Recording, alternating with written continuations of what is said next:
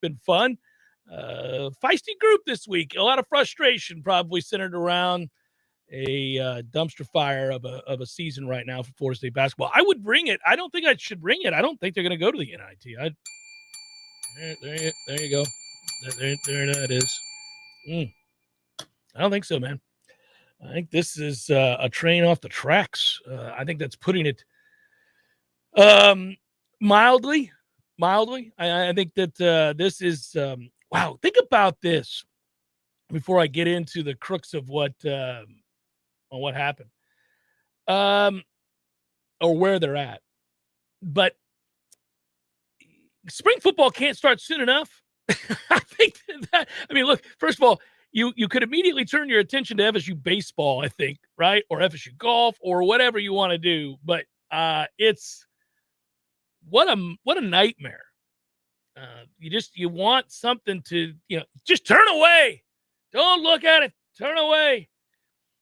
And there's so much in the way of goodwill that's been built up for the program, the basketball program, that is, because they have really performed exceptionally well consistently for quite a while now. And I think that, that does give you, it doesn't give you a pass of being criticized. You can be criticized. I think they did some things last night that made me shake my head.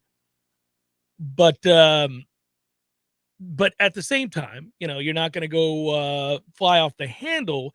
This is one of those years where whatever could go wrong has gone wrong. And I do think at some point, and it's human nature to a degree, it's certainly admirable if you can fight through it. But when you're dejected, when you're down, when you're frustrated, when you've had a lot of things go south, I think it's really easy. I think it's very easy to fall into the trap of going through the motions because you could say pride and competitive spirit and all that, but when you know that this thing's not headed to where you had anticipated, when you know that you're not going to where, frankly, you've been consistently for a number of years now, I do think it's harder to remain focused. And I don't want to excuse what happened. They just lost to a god-awful team in Pitt. That is a terrible basketball team, worst in the ACC. And now we, right now, are playing like a team that's the worst in the ACC. So here you sit in the middle of a 4-game skid, and you're hoping last night's game, albeit 9 o'clock on the ACC network, this might be a bit of a reprieve. You might catch a break here. You're at a low point. You're reeling mentally and physically. But hey, look, everybody, Pitt's come to town. Here's the salve that you need for the wound. Here it is. This is a gift from the basketball gods. Go get you a win. Go right the ship. Get this thing fixed. And if we, by the way, just to lay it out there, this is the same Pitt team that was tied for last in the ACC at 8-16, 3-10 in the conference with a net ranking of 204. An 0-7 record in ACC road games. That's right, 0-7 in ACC road games. An overall 12-game ACC road losing streak, which extends back to January of last season. That's the level of suck Pitt was bringing to the table last night as they entered the TLC CCC. They had just suffered a 27-point ass-kicking 48 hours earlier when they faced Virginia Tech. So, you think about this. Florida State pushed Wake Forest to the final minute of play this past Saturday at the TLC CCC. And John Butler able to go for the entire game this time around. He missed the second half of that Wake game due to the ankle injury. So, in essence, you had the cast of characters in add John Butler that pushed Wake Forest to the brink. And yet, you lose 56-51 in a game that was really kind of unwatchable. It really was. If you're flipping around, and I watch a lot of college basketball, by the way, I'm going to have to toot my own horn here.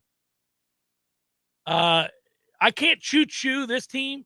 I can't give them the hearty, full-throated choo-choo. They haven't given me the opportunity in some time now. But I can choo-choo the hell out of this college sportsbook run we're on. You need to get you over to the college sportsbook on YouTube and follow it, guys. I'm just trying to make you money. It's not a 100% hit rate because, it's gambling. But, man, are we on a roll. And we won again last night. And if you recall on yesterday's show, I said, hey, give me Oklahoma on the money line. I don't need the 3 points. They're going to win that game outright. Well, they won by 15. It was a rocking chair win. And then we also hit on our official game. Really doing a good job on these over-unders right now. I got a good system in place. Everybody's got a system. I do. I have a system in place. I kind of trial and error this year in basketball to figure out the system, but I have figured it out for now. Back to the issue at hand, which is a greater issue than whether or not I'm helping you in college sportsbook, although that is important. It's difficult for me to understand why this team looked like they were playing amongst strangers. Like they didn't look, there was no rhythm to what they did on the offensive end. They shot a low percentage. There was no crispness to the offensive attack. For the game, guys, they shot 28%. Do I have to repeat that? 16 for 56? Sirs. I mean, what are we out here doing?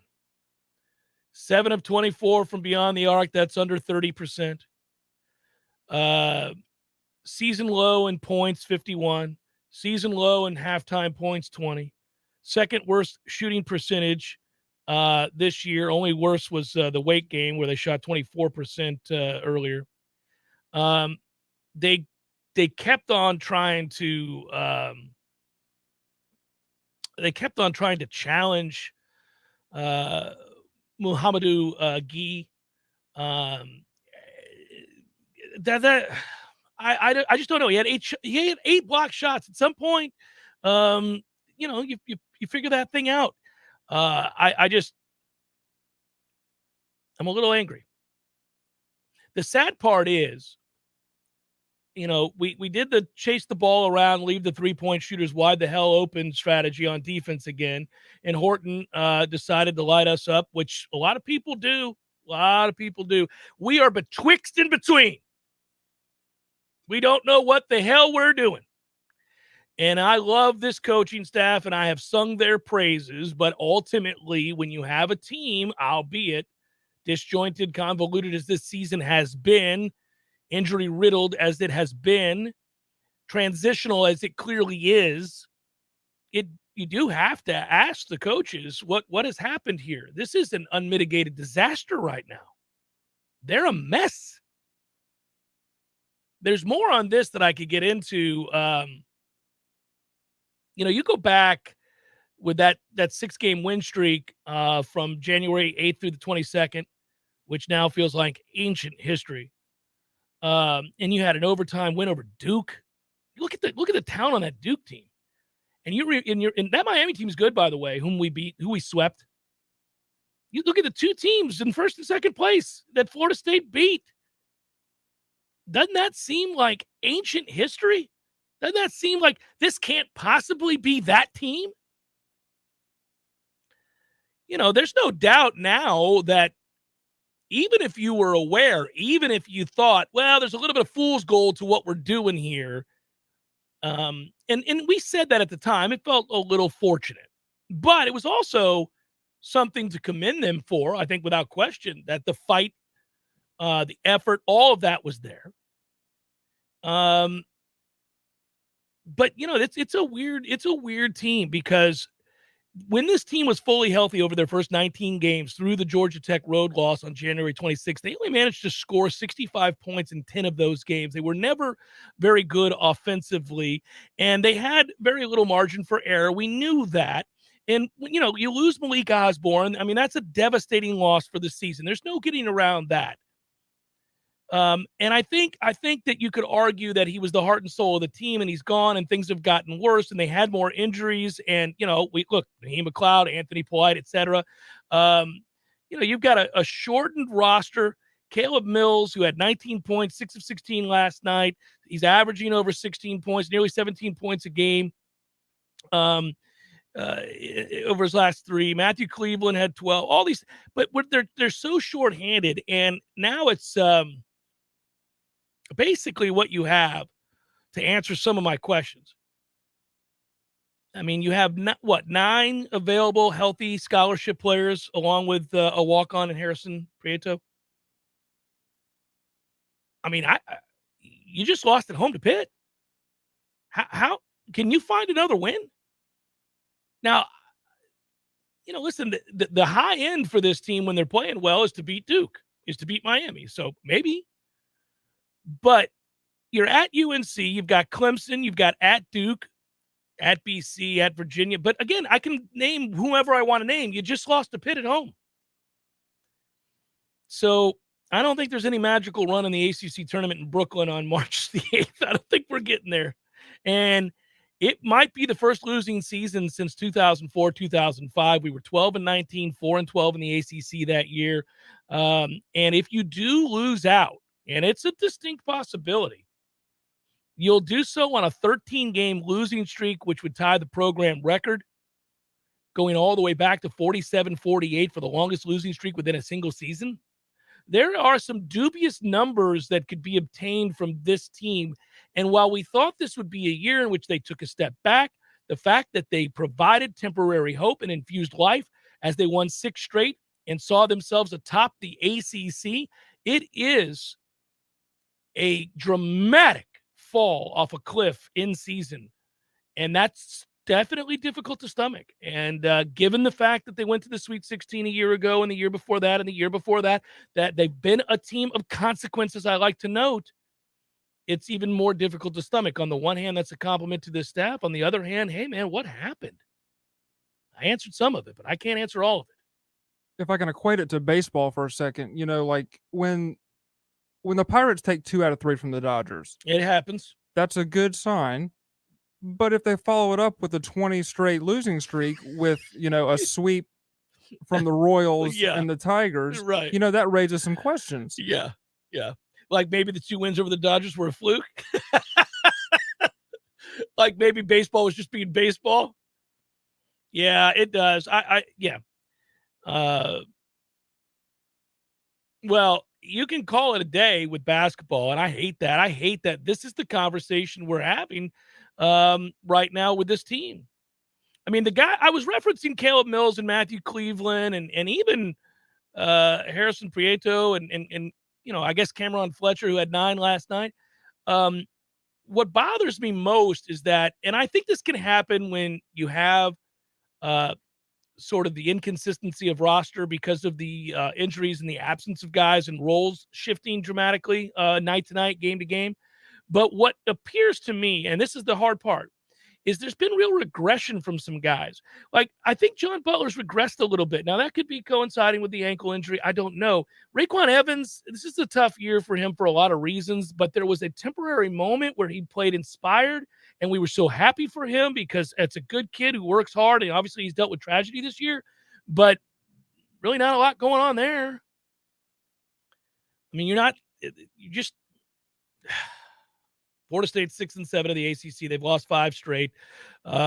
This is a group now that sits behind Notre Dame, Duke, Wake Forest, Miami, North Carolina, Virginia, Syracuse, Virginia Tech.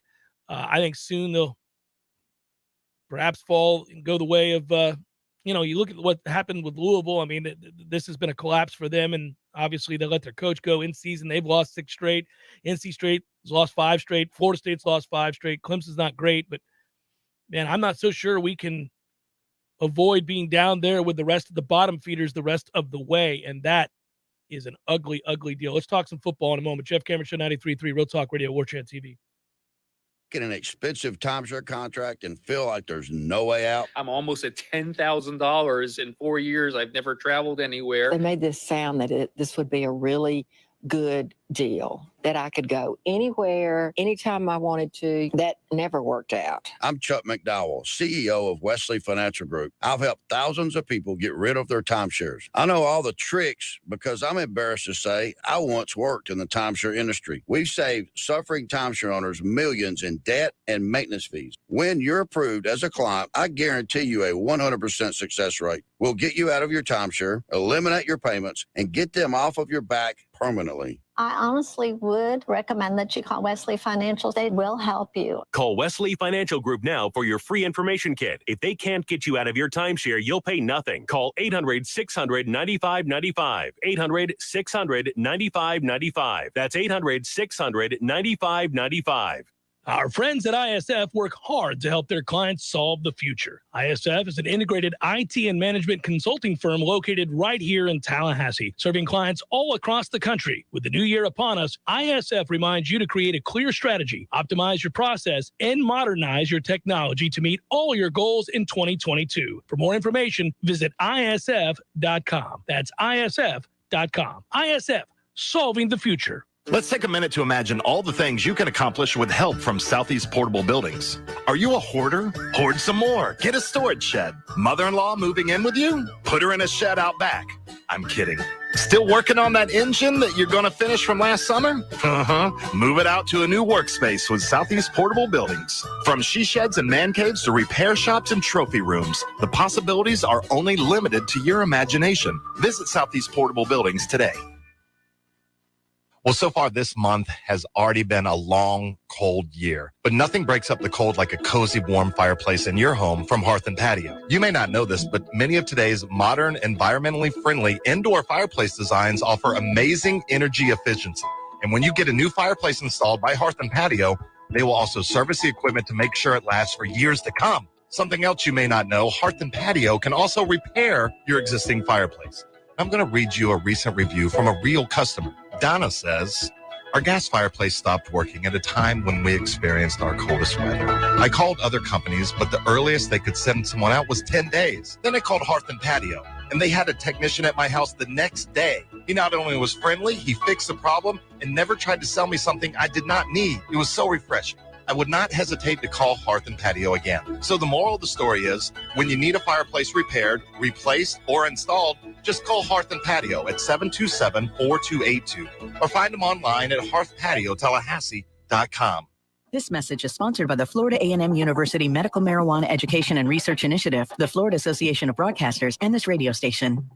Are you curious about marijuana? Florida A&M University established the Medical Marijuana Education and Research Initiative, also known as MARY, to educate the public about medical marijuana use, as well as the detrimental health and social impacts of unlawful marijuana use on local communities. Find out more at mmeri.famu.edu. We all want more energy, more strength, more results. Well, welcome to Orange Theory Fitness as you take a step towards feeling more alive today. Backed by science, Orange Theory's heart rate monitored workout is scientifically designed to keep heart rates in a target zone, spiking metabolism and increasing energy. Orange Theory Fitness is a one-of-a-kind group personal training workout resulting in more energy, visible toning, and extra calorie burn for up to 36 hours. Experience a more vibrant life today with Orange Theory Fitness. To find out more, go to orangetheoryfitness.com. The Jeff Cameron Show is a production of the Warchant.com.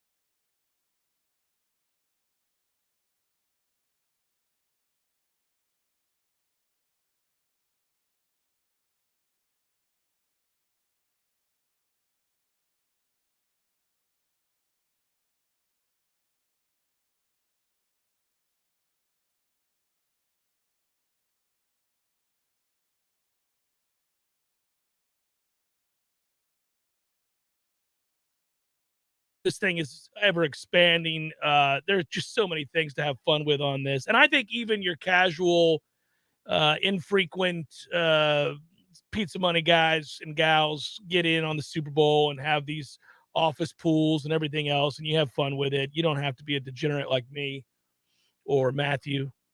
Although Matthew and I are closely watching the number of fairways hit in Louis Oosthuizen's round as we do the show. Where is he at now, Matthew? It's already cashed, buddy. Bam! Woo! He was over 2 on the back 9, which leaves That's all. Dormy. That's it, right? So I brought this up on yesterday's show, and just allow me again, indulge me, everybody. I'm telling you, I'm not trying to coerce you into becoming a problematic gambler and ruin your life. I'm telling you, there are opportunities. This is a business opportunity.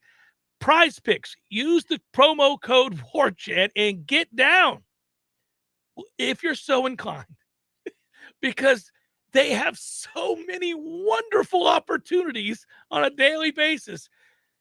Player props for days. Fairways hit, greens in regulation, strokes. You across the board. It's incredible. It's incredible. It's heaven on earth. Matthew and I just hit on Louis Oosthuizen under fairways hit 8.5 or 9. I got it at 9. I got it at 9 as well. And we took the under on that. It's hard to hit the fairways at the WM, man. It dries out. Ball runs off the fairway into the intermediate. You can still score. People do. You still get low numbers, but you get a lot of missed fairways. And so it's sort of deceptive. But, these, again, I said on yesterday's show, it becomes a math problem. It's not emotional. Here's the deal. You look at player performance. The past will tell you the likely outcome. You got to mix it. You got to add some things. You got to do your research. You got to put it in context. If they're 35-mile-per-hour winds, it changes what you think is going to happen. But short of that, if you get the normal weather this time of year and you have past performance indicating future, then let's go. Just across the board, just bam, bam, bam, bam, bam, and sit back and let the fireworks happen. You're going too deep. What we're telling you is this is a hard course to hit fairways on.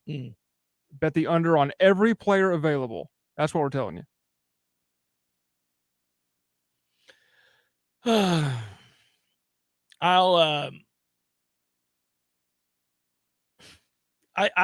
think we run a very fine line between maybe going a little too far and embracing gambling on this show, admittedly, and also adhering to a growing trend amongst our consumers. And I think it's important. I'm not going to ignore it. First of all, the show has always been about whatever it is we're doing. And so like my life, Tom's life, your life, as you became part of the show, whatever, it's all baked into the program. And you want to be relatable. You want to connect with people. And the only way you can do that is to be honest with them about the good and the bad of who you are. And I like to gamble. And if you don't like that, I got it, man. That's fine. Judge me if you want to, but I'm not going to ignore it. And then when I saw all of the trends, we were on this before almost anybody. We jumped on board the gambling thing ages ago, and I started talking about it, much to the chagrin of a lot of program directors back in the day who would say, man, you got to stop doing it. You got to stop going on the air telling everybody how much you're gambling with your illegal bookie. I'm like, no, I'm not going to do that. They know I like to get down. I like to have a little fun around here. I'm not going to tell them something that's not true about that. I'm going to let them know. And then more and more of them were like, you know what? I like to get down too, Jeff. I too see the joy of watching an irrelevant bowl game between Tulane and Washington State midway through the second quarter, thinking this is the most riveting action I've ever seen, knowing that we're 3 points away for the first half over. And I indeed have the first half over. Speaking of Washington State, there is a play on College Sportsbook tonight for the Washington State basketball team, but it's against Arizona. I don't know if we go too far. You can't go 2 commercial breaks without seeing a DraftKings or a FanDuel commercial. DraftKings owns Pat McAfee's show, right? They're part of the culture now. Well, Levitard as well. Thanks, Phil and others who noted this on Twitter. Mooks Kepka wrote, I made some cash, lost the parlay because of T. Lizzie's hockey pick. I usually bet along with them. JC's on a heater. I am on a heater. Jason writes, yeah, I listened to yesterday's episode too late, but I hope he drops some more knowledge today. Oh, yeah. If you look at the college sportsbook, you'll see I got a little Stanford, Oregon action. We went all Pac-12 tonight, baby. We're sitting back. We're watching late-night basketball. We're embracing it all. We've got a little Arizona at Washington State. Sidebar, I've got some games that may make you raise an eyebrow on the personal card. On the personal card, my system I brought up yesterday on the air about figuring out overs or unders is really, really flying high right now. But I'll give you an example, Matthew, on the show. Just a little wink, wink, nod, nod to the folks out there. I might have a little something on University of Illinois Chicago against Cleveland State. I'm just saying, I might have a little something on that matchup. Really? Yeah. They have a little something on that. Back to the Super Bowl. We've almost made it. We're nearly there. And I, for one, am obviously intrigued. Yeah, we got all the props. We'll have fun with it. At least Sterling will join us tomorrow. We'll talk about whatever those are. I haven't really gone deep into that, but is Joe Burrow really going to do this? Is Joe Burrow really going to do this? He's already cemented, probably for the next however many years, a level of popularity that will allow him to some degree, the way the best quarterbacks in this league do, to transcend the football part of all of this. He's already done it. Like Cincinnati went 10-7 in the regular season. There were moments during the year where you thought, man, that's a fun team.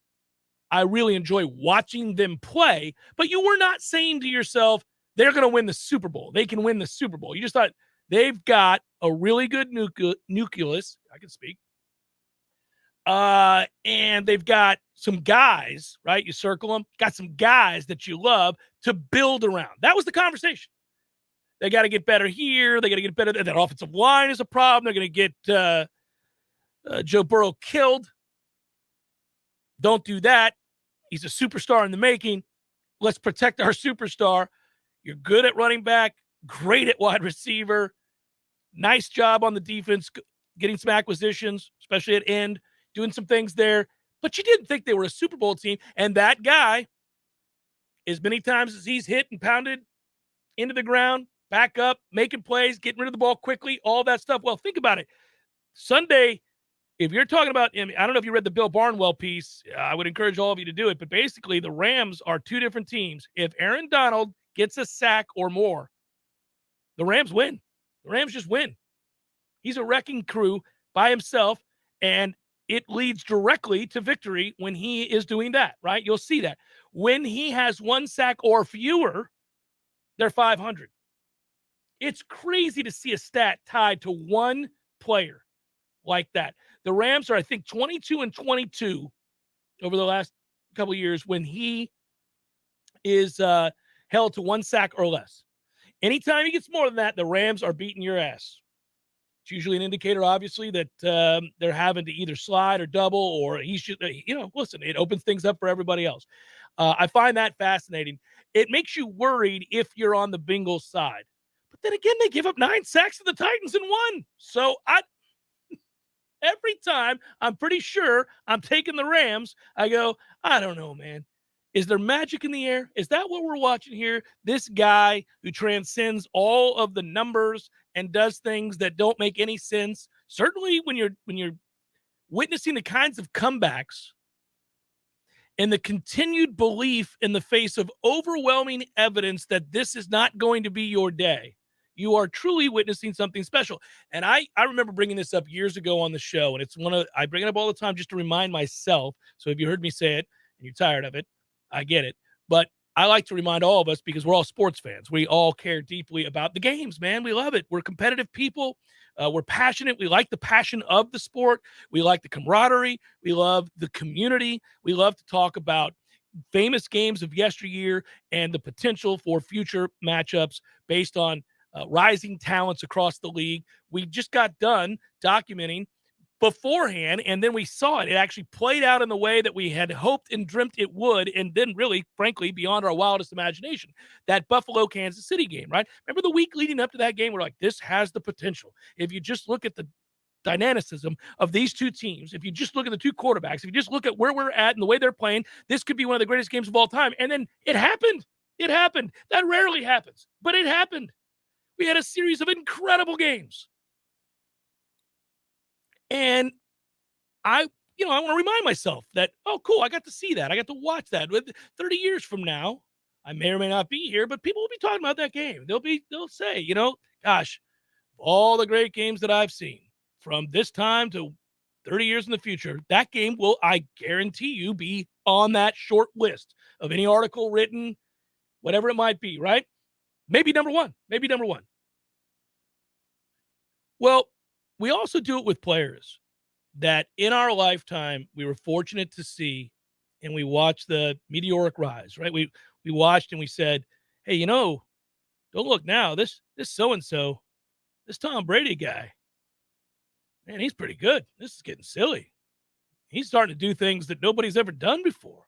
And you go back, whatever, you want to go back 10 years, whatever it might have been. I remember we were in the heat of the argument, right? Everybody loves to compare legacies. Everybody wants to have lists and everybody wants to debate the best. I always think it's very difficult to do across eras in football. It's very difficult to do in football in general because it's the ultimate team game. You need to have a lot of other guys doing a lot of things right for you to have success. Now, every now and again, a guy, if we were to apply war to football, a guy rises up and you can look at him as the primary reason for their successes, not just a piece of the puzzle, but the primary reason, the largest piece, right? The cornerstone of their success. And so when those things are happening, whether it be when I was younger watching Michael Jordan or Magic Johnson or Larry Bird or whomever, right? Then, every generation, every decade, we've all watched it happen with LeBron James. We watched it happen with Tiger Woods. That's one of the coolest things ever. It's the discussion that you have where you picture yourself as a grandfather talking to your grandson or granddaughter about, as you watch a sport, hey, I was lucky enough to see so-and-so play. Just the way your dad had that conversation with you. And I used to sit with my granddad in the early 80s, Treasure Island, Florida. We lived on a canal. We would go over there every Sunday. He was an avid golfer, scratch golfer, really good. And we would sit down, and I had no real interest in golf, but I had a lot of interest in hanging out with him. And so I would sit and indulge him and watch the golf, which in my mind as a kid was an old man sport. And now I'm the one who tries to get my kids to watch golf, and they look at it as an old man sport. But that said, I get it. But I got to see Arnie and Jack and all these guys, and he would talk about their legend. He would talk about what they've accomplished. I saw guys on the back end of their careers, Hall of Famers, and I look back on that now, and I think that's really cool. I got to watch 86 when Jack wins the Masters with my granddad.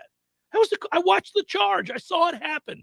I saw his face light up as it was happening. And because of that, I always thought, well, remember these moments, whether it be FSU or anything else, just a sports fan moment. Remember it because you only get maybe if you're lucky, 10, 15 of these kinds of indelible moments or transcendent athletes that you're going to be the grandfather conversation. You're going to be the guy that's sitting there saying, I saw. And I don't know if Joe Burrow's that guy, but I don't want to overlook it because he might be. It kind of feels like he might be. And that's just maybe a little bit too much hyperbole. It always is early on.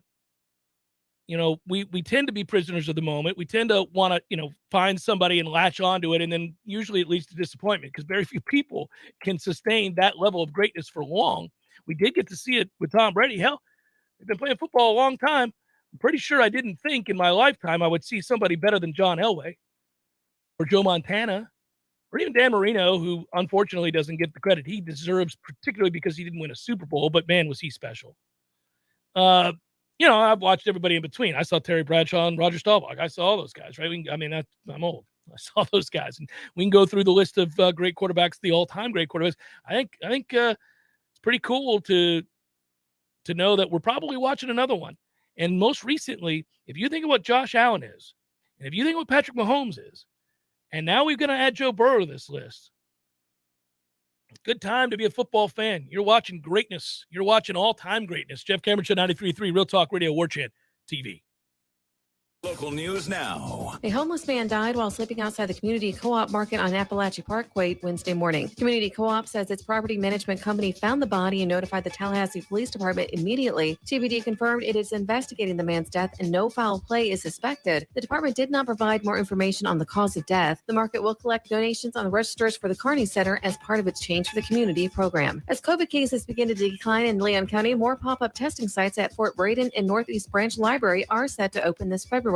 Testing demands have decreased since reaching the peak last month. Florida A&M University testing site saw nearly 4,000 people a day during this time. It has now decreased to an average of about 600 to 1,000 people. The Fort Braden Branch Library testing site will open February 14th and 21st. The Northeast Branch Library testing site will be open February 13th and 27th. This is Rachel Lene with your Real Talk 93.3 local news update, brought to you by Macklemore Systems, Tallahassee's go-to Mac store. Check them out online at macklemoresystems.com. This is meteorologist Paul Trombley with your Real Talk 93.3 weather update. Partly cloudy skies this afternoon with a high of 68.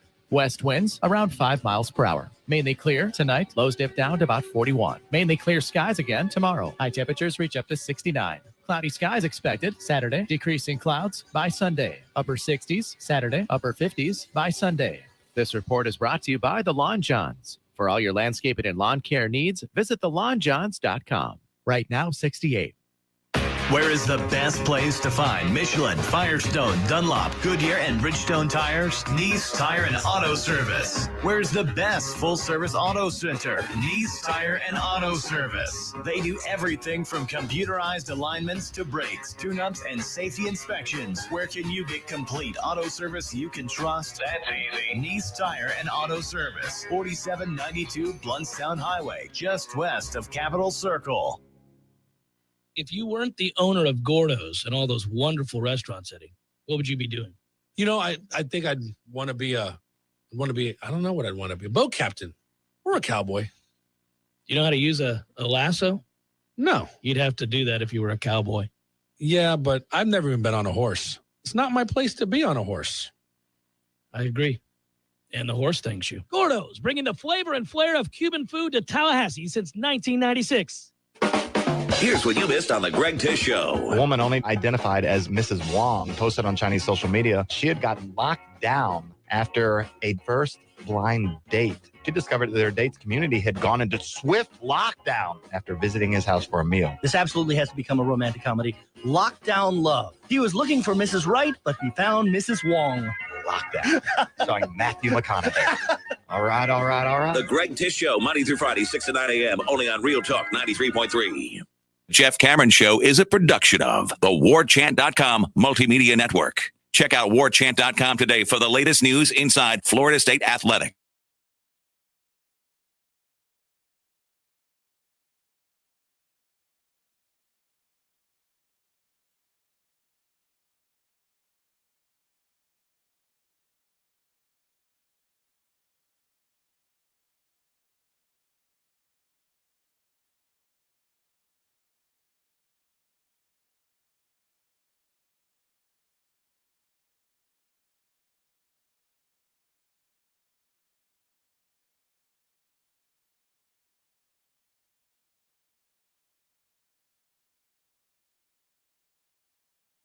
All right. I do think it's funny that when's baseball start? Yeah. It's toughy. It's toughy. Last night's the moment you wash your hands of it, Tom. This is where you're kind of like, I'm not going to watch again this year. I'm going to admit to everybody I'm not watching them again this year. Oh, really? I'm done with them. I can't watch them. They suck. I can't watch them. Well, Matthew, I guess in the production meetings we'll have to scrap basketball on Monday. What am I watching? For future developments, sir. Okay. I mean, I say I won't watch. My seat is sinking while I'm talking. This is bizarre. What are we doing here? I'm going to fall. Look at this. I'm falling off the damn. This is ridiculous. I'm so glad we have video for these types of things. This stupid ass thing. All right. It's on Warchant TV for anybody driving around town listening. That did happen. Hopefully. It just started sinking. Is it doing it again or is it locked? I hope it's locked. I thought I locked it. Okay. We'll see. If I just begin to.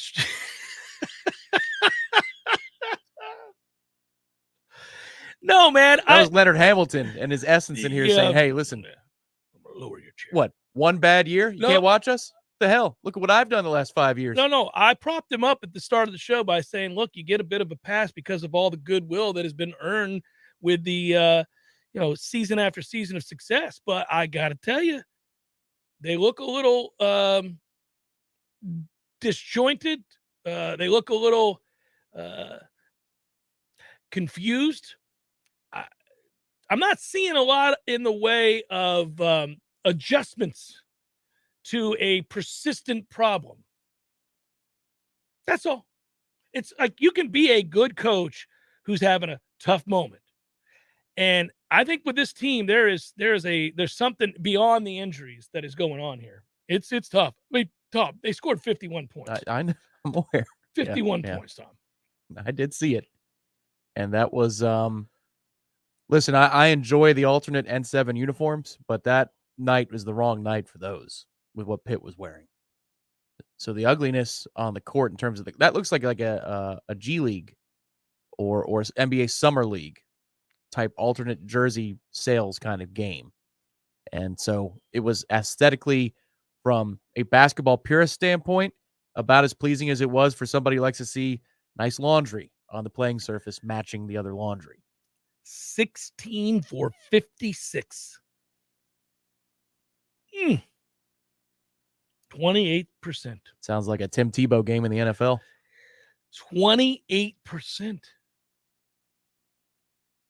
Oh man, they have gone from snake bitten with the injury bug to pretty much a team that lacks confidence in everything they do. They're just absolutely disjointed. The offensive rhythm or lack thereof is appalling. It is difficult to stomach, really. I spend a lot of time almost like just mouth agape at what I'm seeing. I'm just so surprised to watch some of these guys regress. You're seeing a lot of regression. And, I knew that Malik Osborne was a good player and an important player. And to some degree, you could consider him certainly the heart and soul and experienced player of this group. But I didn't think losing him meant that you couldn't play, like, at all. Oh, yeah, that's the thing is, that tells you how, I don't know if fragile? rare. Well, no, I was going to look into the past and better times, but how rare it is to be able to have a rotation that deep and that talented. And we were able to sustain that for many years, even with guys leaving for the NBA or Europe, or in Obiagu's case back in the day, transferred to Seton Hall where he hardly played for a couple of years. Whatever the reason was, we were able to replenish and still have a rotation that was at least 8 men strong. You get to maybe 9 on the bench. You say, why is that guy playing 10 minutes? Can we stop that? Mm-hmm. But it was always at least 8. In some years, it was legitimately 10 or 11. And we were able to do that year after year after year. It feels paper thin, this group this year. Quick NBA note for those that are into it, and I am more than I have been. The deal did happen. It's done. That's right. The Nets have dealt James Harden to the Sixers for Simmons. We'll see. I know you're a Sixers fan, Director Matthew. Yeah, did he not know that? No, he didn't know that. Well, yeah. It's happened. It's Curry and Simmons and draft Seth Curry, picks. Andre and, Drummond, 2 first-round picks. Yeah. Really like Seth Curry, man. That's a tough person to get rid of. He's been a glue guy, solid. The only thing I say is, look, which James Harden are you getting? Fat-ass, lazy defender who doesn't care to play very hard. Has the lazy defender is always you're getting that no matter what. It's just the other. That's the other omnipresent. Stuff. Yeah. I mean, the mashup of him not playing defense is classic YouTube clip. So the fat-ass who's allowed himself to get bigger in season. I don't even know how that's possible when you're playing as frequently. But then again, he's got the longest running hamstring strain of any player in history. So I'm not real sure. The memes are already out there of like the Kevin Nash. You've seen that where he's got the fake cast and leg and he pulls up the blanket. They're like, here comes James Harden's hammy. Yeah, it's probably just fine. Yeah. But that deal, got done. By the way, Brooks Koepka, apparently form doesn't matter heading into Scottsdale. He's tied for the lead. Okay. He's not cuckoo. All right. Well, he may be cuckoo. Yeah. He just likes this place. He won the tournament a year ago. But that's reassuring news. He's 4 under. But by the way, we have a Gary Woodland sighting, everybody. He's not dead. Gary's tied for first. It's a miracle. Brooks is like, really? Last time I saw you, you were outlasting me at Pebble. You jerk. It's actually a fun little leaderboard here. Gary Woodland, Brooks Koepka, Xander Schauffele, all tied atop the leaderboard. Hey, let's keep them there Let's for the go. whole weekend. Louis Oosthuizen's a shot off. Come on, Louis. And there's a Francesco Molinari sighting, ladies. Oh What is my going God, on? it's 2018. We're Where's going Tiger? back. We're Where's going Tiger? back. We need him. Rory Sabatini is the top. Well, now he's been playing good. Yeah, but that won't last. It won't. They're up to now 4 tiers on the 16th. 4 tiers of It's suites. so great. And they're looking at 5 next year, probably. It's coolest hole in golf, man. That thing's going to be a dome before long. It is so cool. It is so fun to watch. It is the players get out of that stuffiness and it becomes a sport like any other. It's the only time where, like, if you love football and don't care anything about golf, or you love basketball or whatever, baseball, and you tune into this event and then you see them come out of the tunnel on 16 and the fans are going nuts and screaming during their swing. You're like, all right, I can get down with this. And the best is when players, and a lot of them do, embrace all of it. When they come out and, I mean, look, you think about what you could do if you're, I'm not watching right now, but you think about what you could do if you're Brooks Koepka. You're sponsored by Mick Ultra. Everybody in those stands is plastered. They've been there since 6 a.m. They've been drinking. They're fed free drinks half the time. It's crazy. So it's a zoo. Why would you not set it up? And I think that the tour would be fine with it, and I'm sure Mick would be. Mick Ultra would be. I mean, pull 9 beers out of your bag and go over to the stands and start handing them out before you hit. Seriously. That place would go nuts. Absolutely. It'd be awesome. It's a great idea to give free beer. I think that's a great idea. I agree. We'll have more on that. Let's make sure we confirmed all that we need to confirm. But good things are happening. I think happening. Yeah. The Jeff Cameron Show Invitational. Good things are happening. Gonna want to sign up for this one. Could be as fun as that leaderboard over at the WM. Could very well be. It's Jeff Cameron Show 93.3 Real Talk Radio. Warchant TV. When some slithery, slimy something shows up uninvited in my home, I want it gone now. Not next Tuesday, not tomorrow. Today. Pretty sure I'm not sleeping knowing that thing is crawling around in my house. That's why I call Paul's Termite and Pest Control. Here in Tallahassee, Paul's guarantees same-day service if I call before 1. Ants, roaches, mice, wasps, fleas, whatever it is, Paul's responds with guaranteed same-day service. Pretty sure I've never heard that from any other pest company. Guess that's an advantage to being a locally owned and operated company like Paul's Termite and Pest Control. They're here and make things happen fast. We at Paul's know when you have some pest or rodent in your home, you want it out now. That's why in Tallahassee, we guarantee same-day service. You call us before 1, we'll be there before 5, guaranteed. That's our commitment to you. The health and protection of North Florida friends and neighbors is the reason we love our jobs. For the elimination of termites or any other pests. And a greener lawn, too. Call Paul's. We'll get them all. Learn more at callpauls.com. Hi, Taco. Hey, champ. How you doing? Pull up a pillow. Haven't seen you in a couple of days. Hey, something's different about you. That's right. My people took me to Tally Spay, the affordable spay and neuter clinic on West Tennessee. Tally Spay? Isn't that the place where they... Yeah, they're a low-cost, high-volume spay-neuter clinic. So you're saying you've had some work done? I did. You'd think I'd be depressed, but truth is, I don't even miss them. If anything, I feel more calm. I don't feel like I have to run around looking for company, and my people can leave me alone with the couch cushions. Hey, I can stop anytime I want. Tally Spay, a low-cost, high-volume spay-neuter clinic open to the public, serving Tallahassee and the surrounding areas. Tally Spay. For more information and to schedule a same-day surgery and pickup, go to tallyspay.com. That's tallyspay.com. Are you stumped on who to call for fast and affordable crane and tree service? Deep South Tree Service is a cut above the rest. They go out on a limb for their customers. With the largest crane in the Big Bend area, no job is too tall, no job is too small. Call Rob for a free quote today. 850-877-TREE. That's 877-8733. Deep South Tree Service. Our roots run deep. There's fun to be had every night at the Corner Pocket. Take home prizes on Trivia Tuesdays and Beer Bingo Thursdays. And kickstart your weekend with Martini Fridays. Plus, happy hour runs every weekday and game day specials every time the Noles take the field. Watch all the best games at the Corner Pocket's Vegas Wall, featuring 560 inches of flat screen TV heaven. Oh, really? The best food, the best drinks, and the best place to watch all the games. Tallahassee loves the Corner Pocket.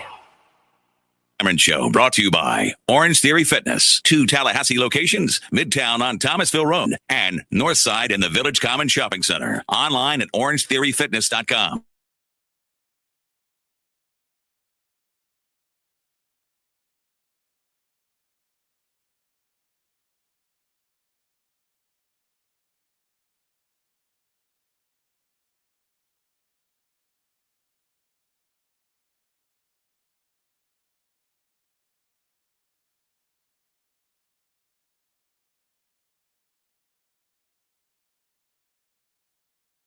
And apparently, according to Woj, they're not done.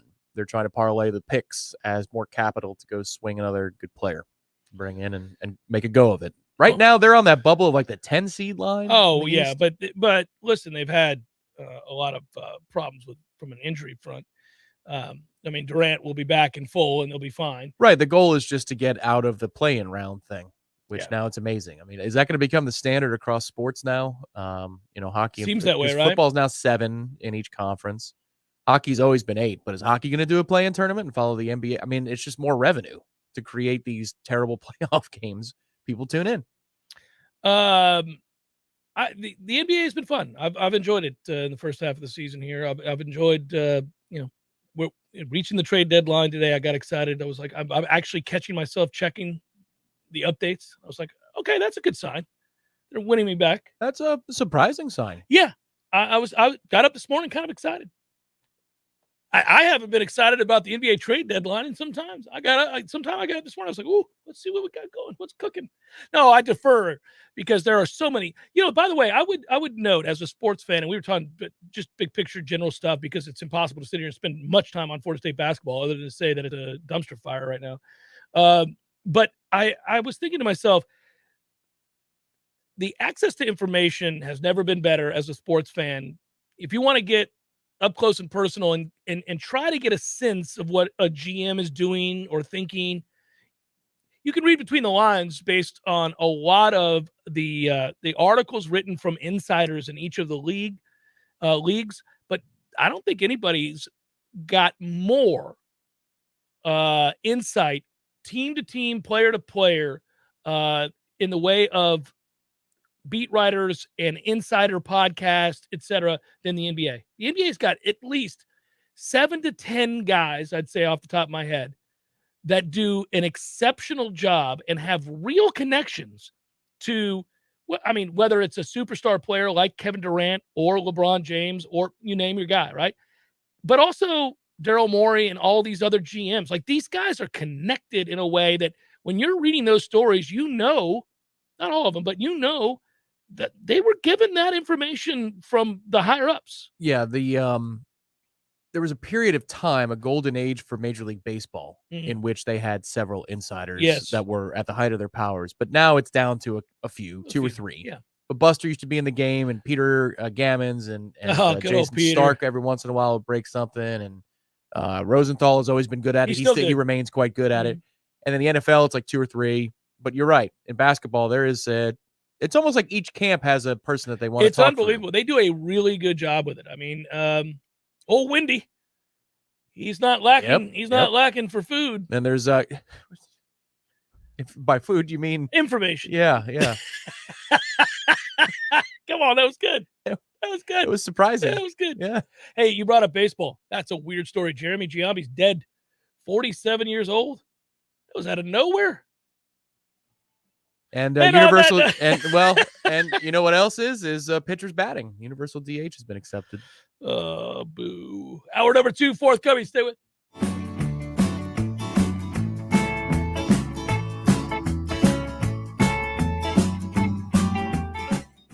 Coming up next, more of the Jeff Cameron Show, live and local on Real Talk 93.3 WVFT, Gretna, Tallahassee. breaking news this hour from townhall.com. I'm John Scott. Diplomats are meeting in Moscow and Berlin as Russia holds military drills. British Foreign Secretary Liz Truss is urging Russia to defuse tensions over Ukraine and take the path of diplomacy, even as thousands of Russian troops engage in sweeping maneuvers in Belarus.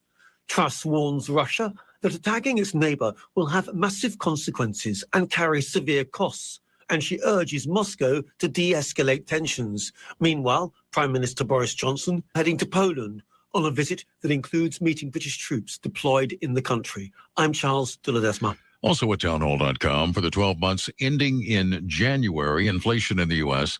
amounting to 7.5%, the fastest year-over-year pace since 1982. Even if you toss out volatile food and energy prices, so-called core inflation jumped 6% over the past year.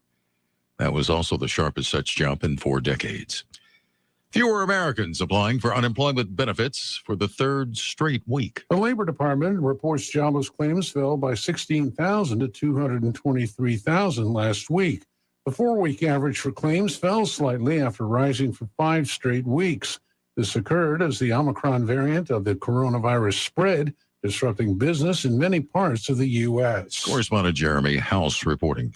Last week, the Labor Department reporting a surprising burst of hiring during the month of January. Employers adding 467,000 jobs. Stocks are slipping in afternoon trading as Wall Street, the expectations there building that the Federal Reserve will have to get more aggressive about removing the support it's given the economy. The Dow is down 396 points, the NASDAQ off 186. More at townhall.com. So I invested in one of those fancy new exercise bikes. Without a doubt, a very special tool to help me get healthier. The problem is 3 days go by, then 4, and I've done nothing. And then it's night 5, and I'm sitting at the kitchen table, and I look down at myself, and I can't help but just laugh. Because there I am wearing the exercise t-shirt that came with the bike, and I'm eating 2 corn dogs. And I think we'd all agree the special tool only matters if we use it to our benefit. At United Faith Mortgage, we believe we have an advantageous tool for you. Our mortgage team is an arm of a bigger company who is a direct lender, which means our company gets to use its own money and make its own decisions. There's no middleman. And often, this allows us to get you a better rate on your refinance or new home purchase, which can save you monthly and lifelong money. We are United Faith Mortgage. United Faith Mortgage is a DBA of United Mortgage Corp. 25 Middle Park Road, Melville, New York. Licensed mortgage banker. For all licensing information, go to nmlsconsumeraccess.org. Corporate NMLS number 1330. Equal housing lender. License in Alaska, Hawaii, Georgia, Massachusetts, North Dakota, South Dakota, or Utah. Tallulah CBD and Juice Bar on Market Street and in Bannerman Crossings has all your Valentine's Day flowers and chocolates. But I'm not talking about red roses in heart-shaped boxes. Shop for the newest Delta 8 vape and flower products, plus Delta 8 chocolates for just $3.99. CBD massage oils, CBD bath bombs, and a selection of enhancing products to really feel the love this Valentine's Day. Come see the ladies at Tallulah for everything you need to love your Valentine. We all want more energy, more strength, more results. Well, welcome to Orange Theory Fitness as you take a step towards feeling more alive today. Backed by science, Orange Theory's heart rate monitored workout is scientifically designed to keep heart rates in a target zone, spiking metabolism and increasing energy. Orange Theory Fitness is a one-of-a-kind group personal training workout resulting in more energy, visible toning, and extra calorie burn for up to 36 hours. Experience a more vibrant life today with Orange Theory Fitness. To find out more, go to orangetheoryfitness.com.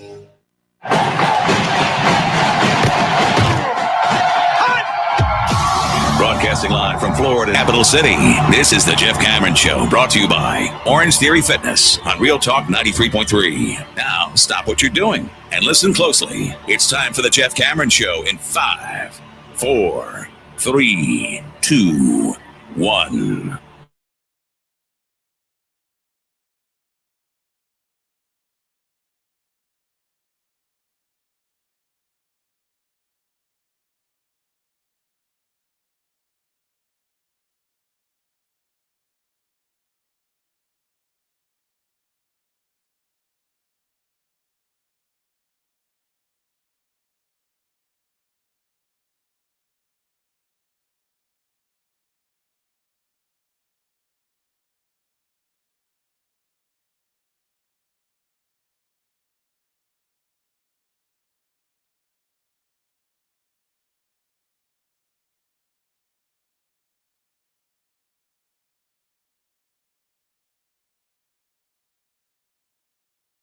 figure skater. So this is kind of funny how quickly this was all deduced. Just as an aside, I got to give you a little Olympic update, buddy. Please do. Okay, so show me your rings. The conclusion of the team figure skating competition happened already. I know you missed it. I know you're devastated that you missed the team figure skating competition, but it's over, Tom. There's no going back, buddy. And 48 hours after they were originally scheduled to get their to have the victory ceremony where the medals are handed out and all that good stuff, they haven't done it. And people are like, what the hell are we doing here? What's going on? I'm ready for the medal ceremony. But it's looking like more and more they will not get this resolved before the end of the games. And the reason is because she's not Russian. Well, she is Russian, which means by definition she's on illegal drugs.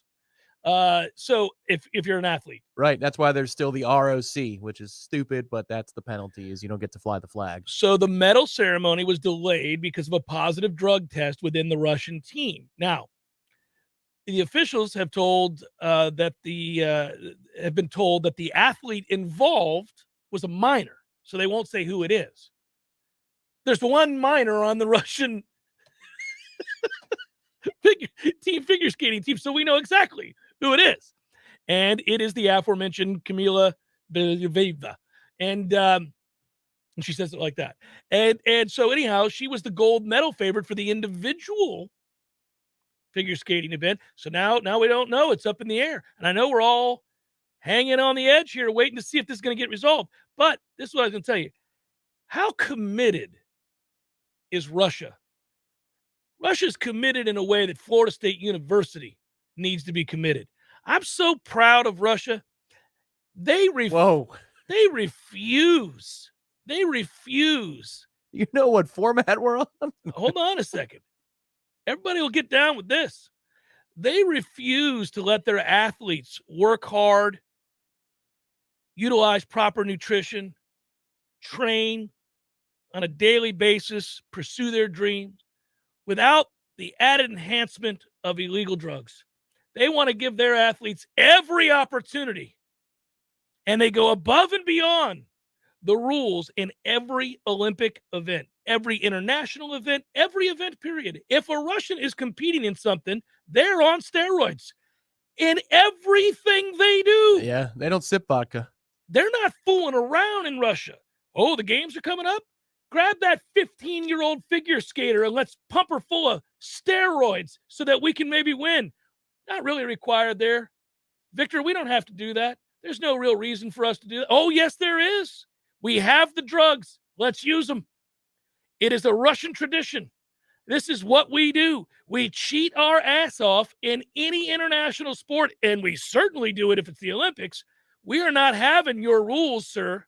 Screw your rules. Every one of our athletes, including 14 and 15-year-old skaters, figure skaters. What? They're not having it. And I just ask that Florida State football gaze upon that football field, which the last 4 years have seen nothing but losing seasons, and say, this will not stand, man. We have access. We can enhance our athletes' efforts as they work to fulfill their childhood dreams of winning an abundance of football games. And we are going to go the extra mile. We're going to emulate Russia.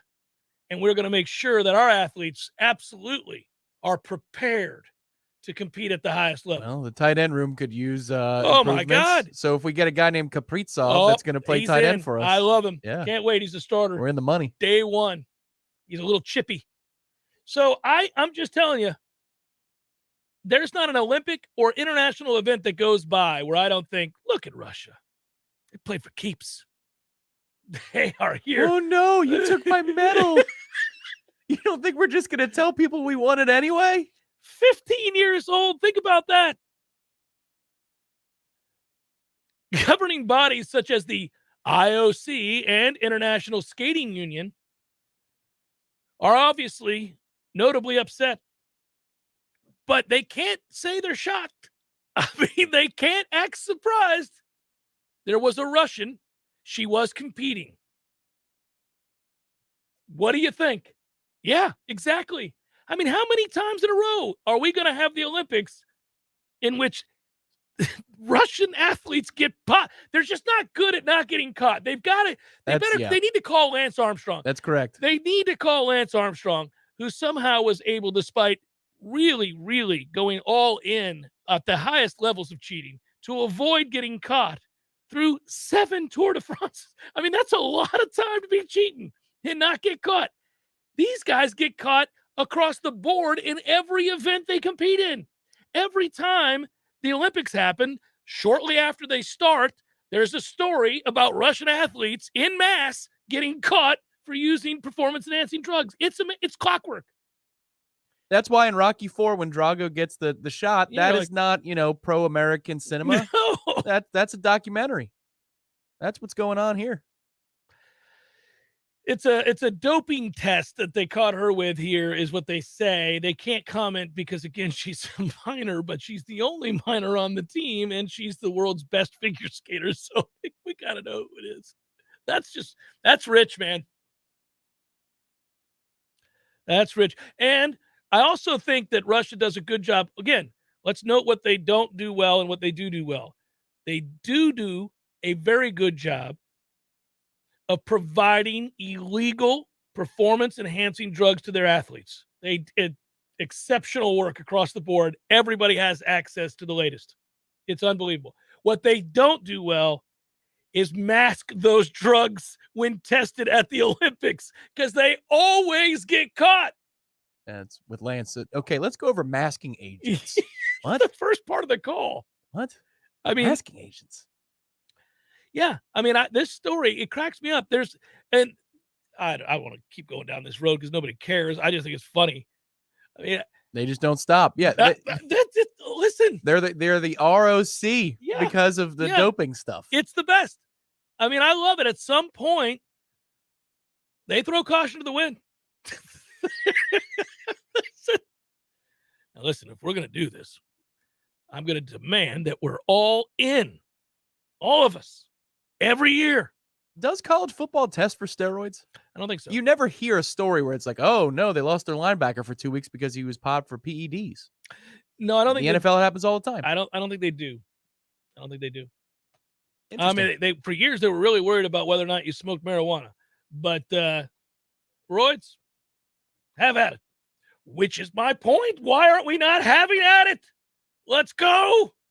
We could even get one of the figure skating, nutritionists. If you don't need a masking agent, who cares? We're spending a lot of time these days talking about the off-the-field personnel, analysts, those that enhance your staff. Mike, reach out to Russia. It's okay. Find the guys that know the guys with all the stuff. And unlike Russia, competing in international games and the Olympics, we're not getting tested around these parts. The NCAA doesn't have a real bite. So let's get to. We are so excited to announce our new head trainer, Helga Ulanov from Ukraine. Ukraine? Ukraine? Yes. Okay. Ukraine. And she's got as much body hair as Robin Williams. It's great. It's great. It's also predictable, just as an aside. Questions for Helga. You come from a rich tradition of athletic training. Are you going to bring some of those same ideals with you to Florida State University? I come from Ukraine. I'm sorry. Yes, Helga. Similar methodologies. Am I right? Yes. Yeah. Yes. Good hire, Mike.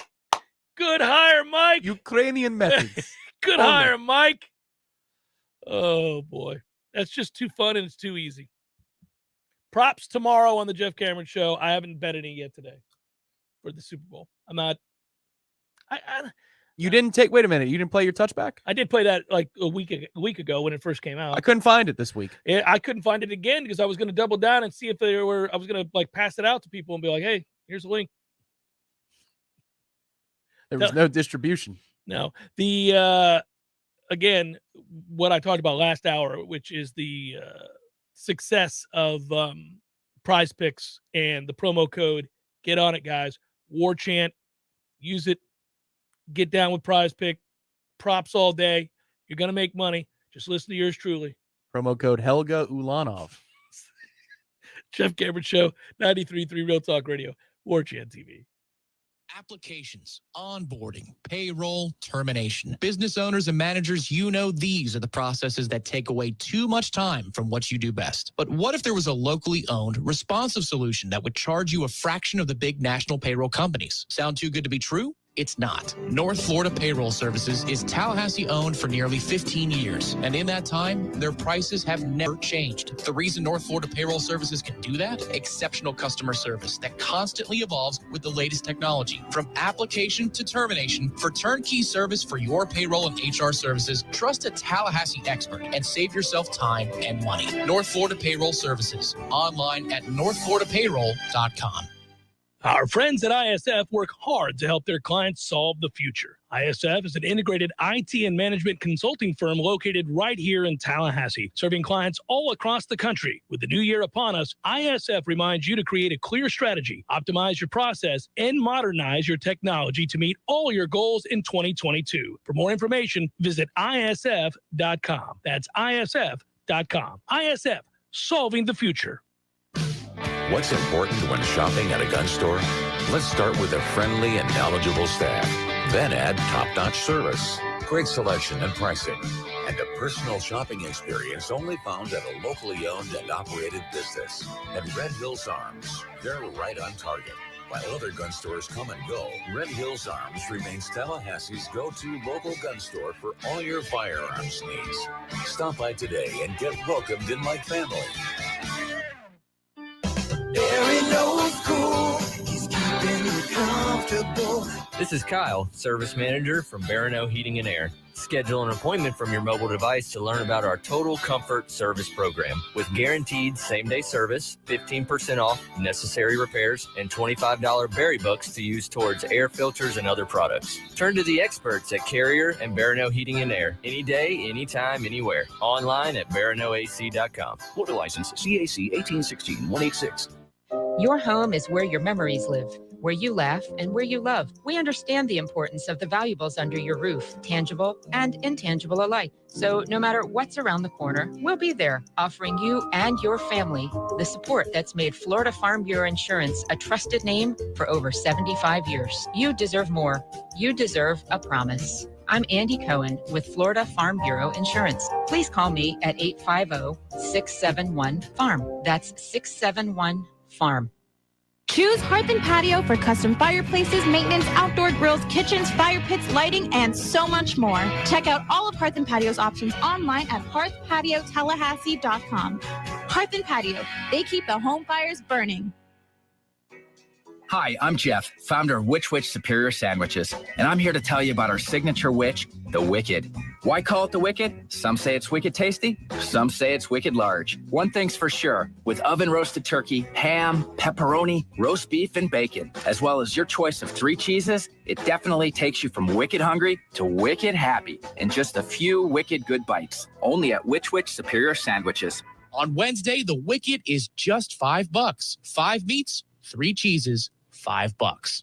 We all want more energy, more strength, more results. Well, welcome to Orange Theory Fitness as you take a step towards feeling more alive today. Backed by science, Orange Theory's heart rate monitored workout is scientifically designed to keep heart rates in a target zone, spiking metabolism and increasing energy. Orange Theory Fitness is a one-of-a-kind group personal training workout resulting in more energy, visible toning, and extra calorie burn for up to 36 hours. Experience a more vibrant life today with Orange Theory Fitness. To find out more, go to orangetheoryfitness.com. The Jeff Cameron Show, brought to you by Orange Theory Fitness. 2 Tallahassee locations, Midtown on Thomasville Road and Northside in the Village Common Shopping Center. Online at orangetheoryfitness.com.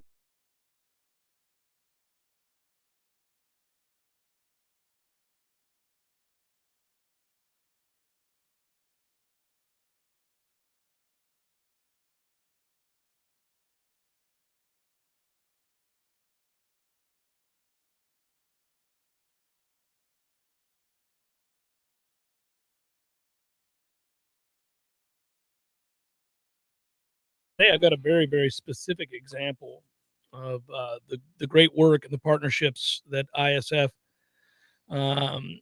have not only forged, but also helped out with, and I can give you specific examples of their successes. Right now, I want to do this because I want to talk about a long-standing partner of the Jeff Cameron Show, and that would be our friends at T-Spark Enterprises. And I mentioned it yesterday. I'll mention it again here today. Some roofing companies, they like to tell you they're the best in town with the best price around. Safety is their top priority and all that good stuff. They don't always have your best interest at heart. That's not true at T-Spark Enterprises, roofing and construction. They do things right. They do it the right way, the safe way. Employees undergo routine safety training, consistently and constantly being educated on new techniques and new materials, becoming master metal applicators. For example, if you're considering a new metal roof, long-lasting and durable, you're in luck. T-Spark Enterprises Roofing and Construction are the best in town at that, period. Call them today, 766-1340. Get a free quote today at tsparkconstruction.com. I'm excited. I've said it before. I'll say it again here, that opening day is not that far away because it means we will not have to talk about Florida State basketball anymore. That'll be good. 2 weeks and 1 sleep. That'll do it. You excited about the Super Bowl? Yeah, I can't get a grip on it. I heard you talking earlier, at length about how when you want to pull the trigger on the Rams, then you think, well, is Joe Burrow going to be that guy? And honestly, that's the storyline. It's enough.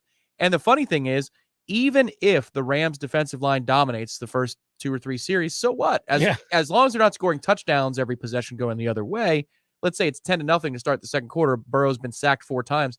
Does that really matter all that much? Given the Tennessee example, the key at that point would be for Cincinnati's defense to step up and get some stops. So I think this game is at least intriguing for a half, and it has a chance to be a good one in the second half too. One of the reasons it has a chance to be intriguing well into the second half, besides Joe Burrow's chutzpah, is the fact that they do a very good job, Cincinnati does, of attacking the middle of the field. And the Rams are pedestrian at linebacker.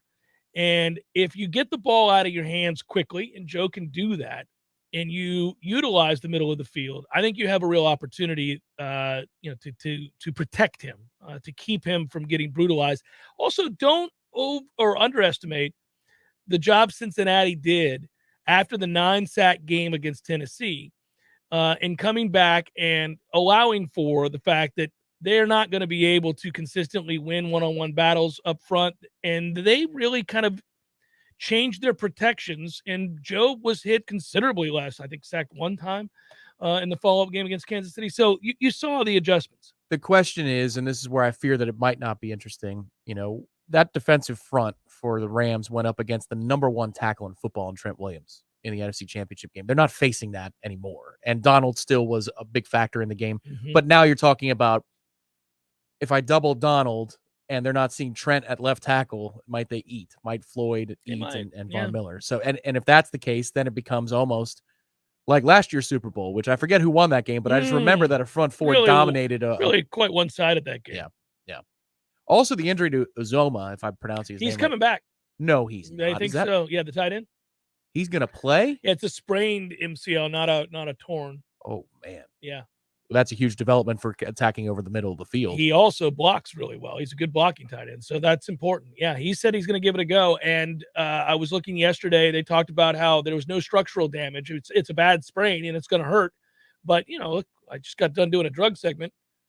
I got drugs for that. It's the Super Bowl. Yeah, they don't test for painkillers in the NFL. I was going to say, my man, Toradol is a good thing here. If you're trying to play in a game in which maybe you have no business playing, there you go. There you go. You got the drug you need. Get out there, baby.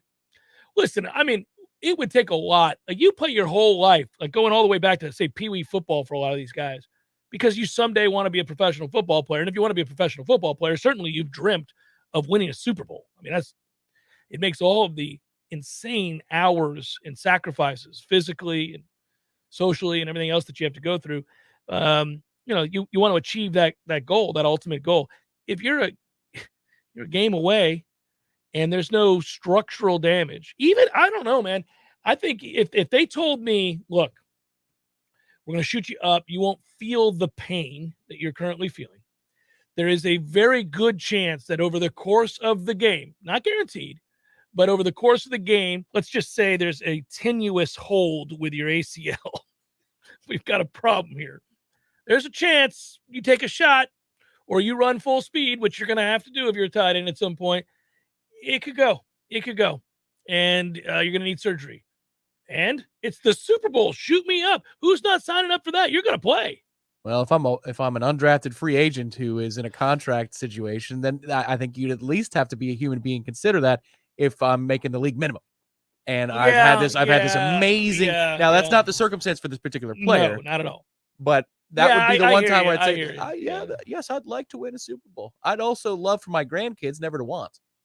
And that's where I've got to make I my wouldn't decision. be thinking about my grandkids, but I would be. That's, man. I mean, they can fend for themselves, damn it. But golly. God knows their father was off to a good start, thanks to me. Yeah. I just it's not an awkward Thanksgiving conversation at all. I would play. I think most of these guys would play. Almost all of them would really risk it all. I mean, golly, you're that close. You're right there. It's been a dream. Right. I mean, to play in a Super Bowl. And you can't let your teammates down either. I mean, you just went through all that with them to get here. Yeah, to get to this place. I think that the other side note here, interesting news just regarding the NFL in the last 24, 48 hours. It really does look like the Cardinals may be moving on from Kyler Murray. And I said, first of all, no in Tampa. No. Correct. A resounding no. I've had a jaundiced eye cast upon this player for some time, all the while admitting that there are moments in which he's the most exciting player on the field and has done some electrifying things.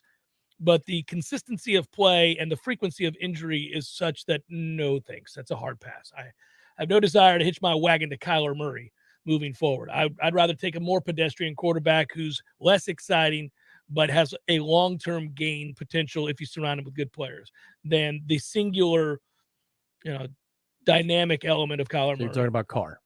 Yes, who is above average but not great. He's an above-average quarterback. He's Who can get hot. He's a good quarterback. Not a great quarterback. He's a good quarterback.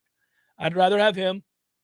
There are a lot of, let me ask you this question because it could come up. Would you rather have Kyler Murray or Jimmy G? Ooh, that's a toughie. Well, I'd probably. The answer is Jimmy G. No, I don't think so. I think the answer is Kyler because who is going to help you retain more talent? Jimmy G. Nobody's re-signing for Jimmy G. But Jimmy G was this close to going to his second Super Bowl. You can win. You can win with Jimmy G. If you've got everything else. And the Bucs have a lot of things. Yeah, but you need a lot of the everything else. I don't want either one of these players, by the way. I don't want either one of these players.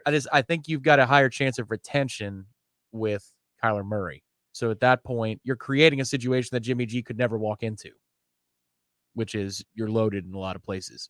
Because Mike Evans apparently loves him some Kyler Murray. Social media can't stop talking about, wanting to play together. Is that right? Yeah.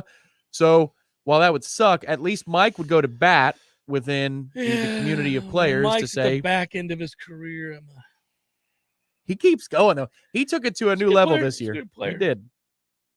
It wouldn't keep me from drafting Chris Olave. I'll tell you that. Because if he's there and there's a chance he will be, I'm taking him. Well, the question is, you've got in Tampa, you got problems in 2/5 of the offensive line, maybe 3/5. You like what you have in Marpet and Wirfs, of course. Mm-hmm. But then Jensen may or may not re-sign. Probably not, unless we're going to be a contender. Donovan Smith, I don't want not a great final impression, and Kappa gone.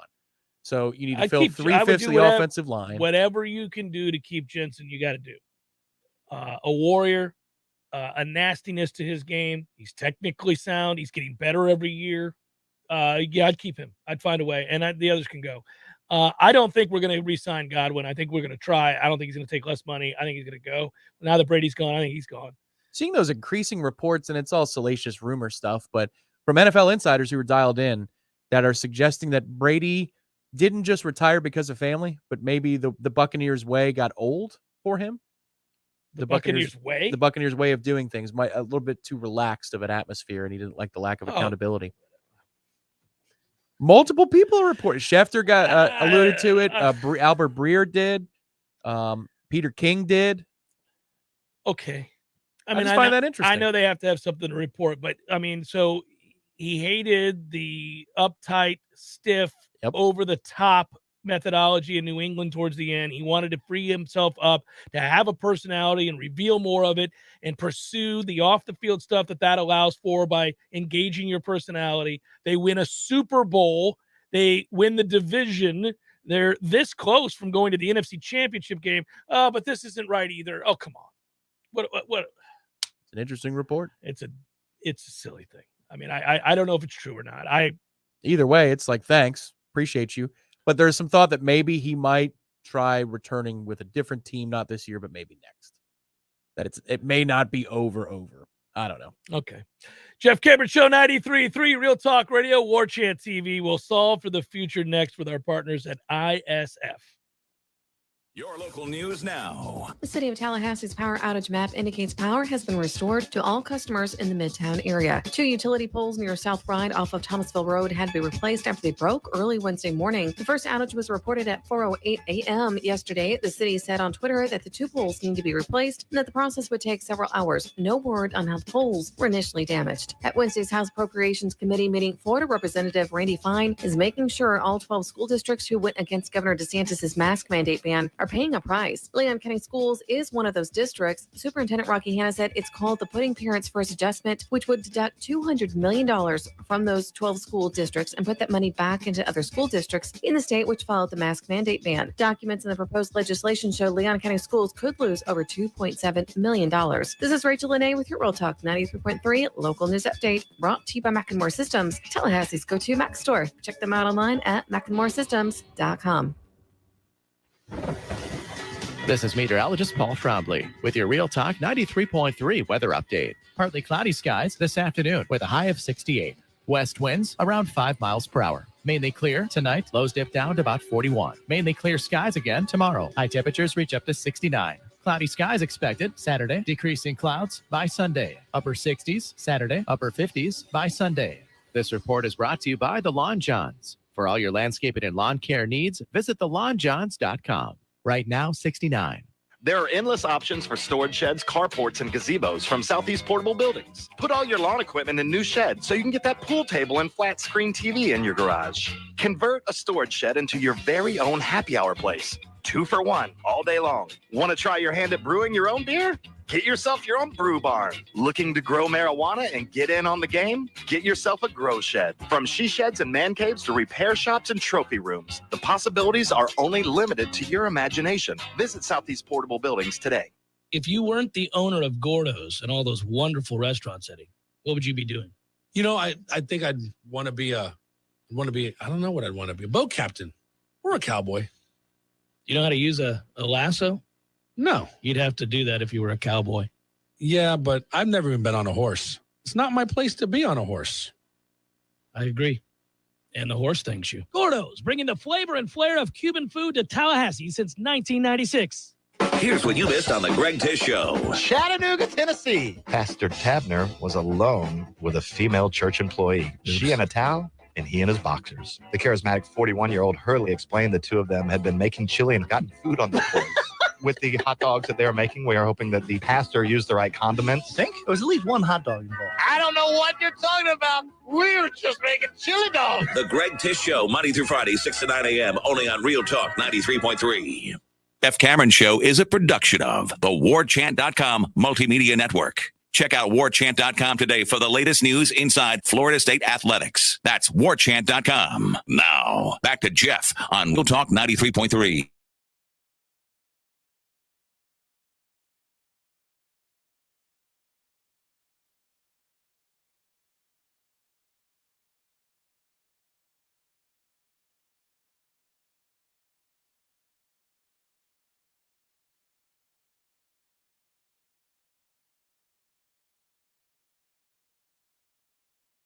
We were there yesterday. We were. Yeah, little project we're working on. Beautiful day. We do have the technology now. You know, used to say it in the old studios, the FM dial, the one that might to be able to go do the show outside, the one that's going to kill us with the black mold. And he said, "I wish we had the technology." Well, we do now. We can. Speaking of technology, this is the segment where we solve for the future, and we do so with our partners at ISF. This is kind of interesting too, by the way. I want to give you some real examples, real world examples of how they help.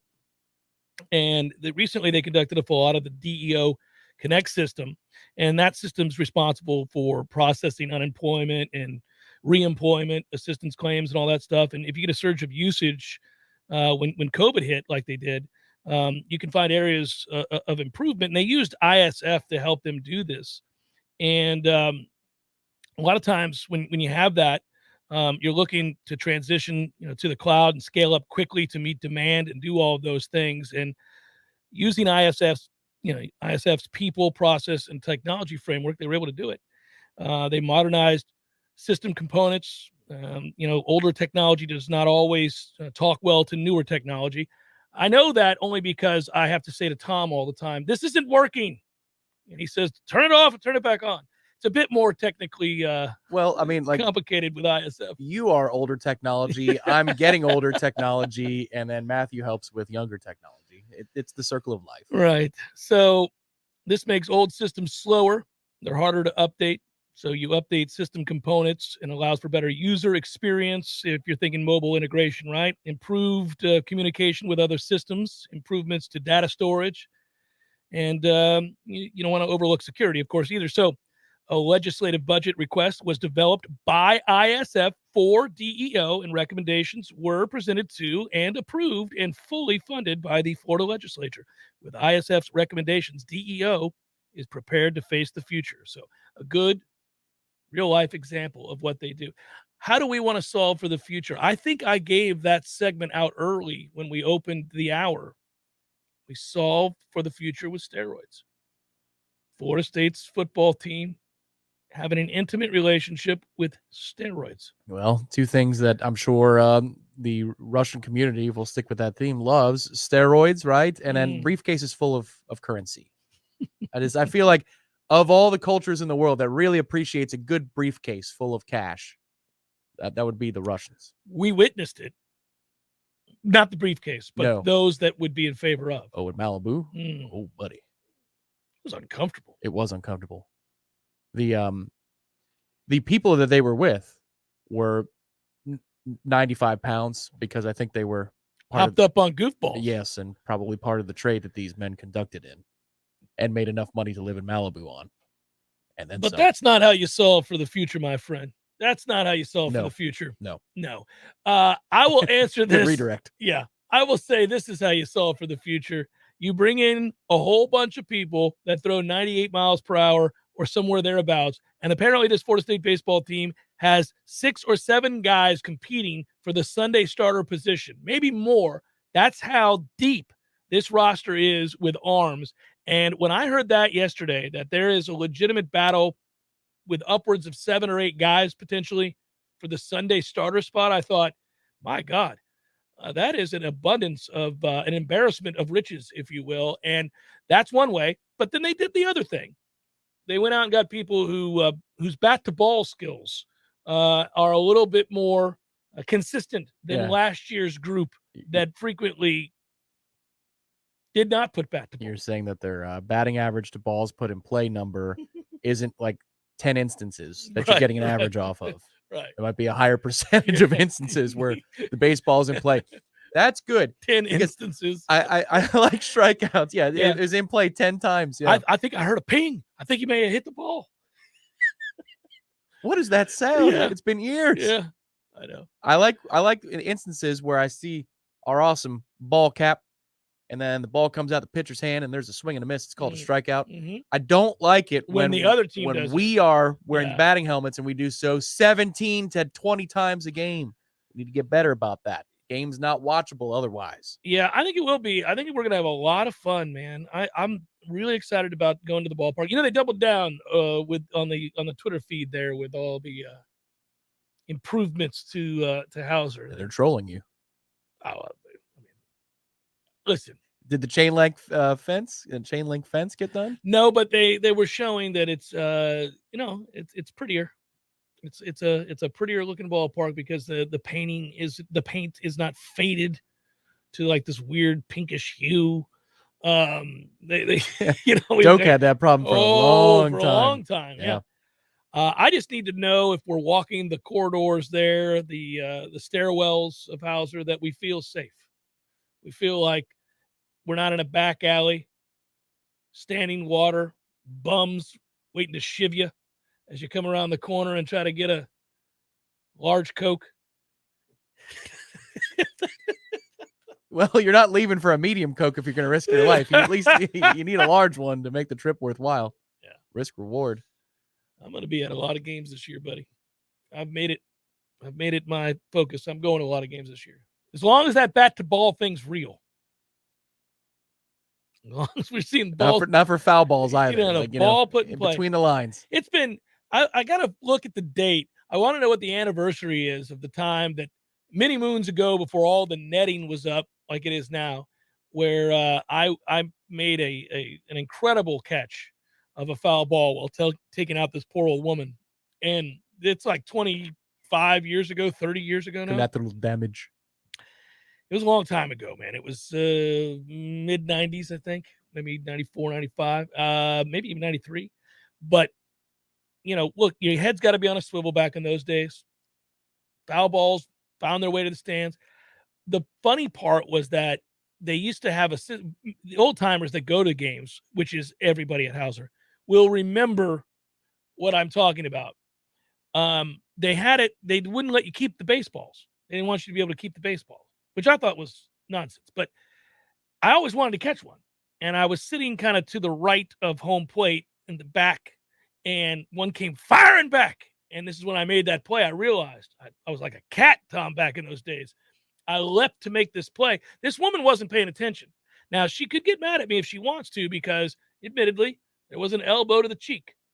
But it not intentional. Where was she? Now, I've heard this story before, but I forget. There are so many stories like this where there are unfortunate circumstances with bystanders. Yeah.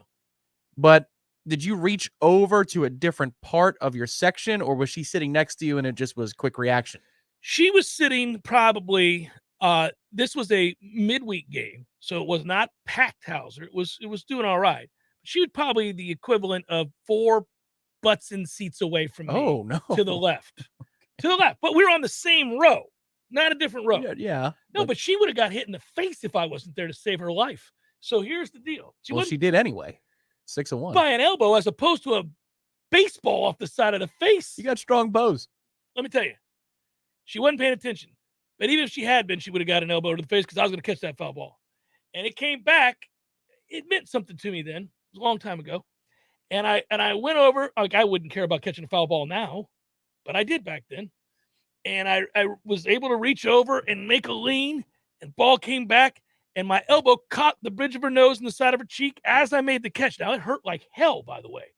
I could feel the seams. You could see the seams in my hand.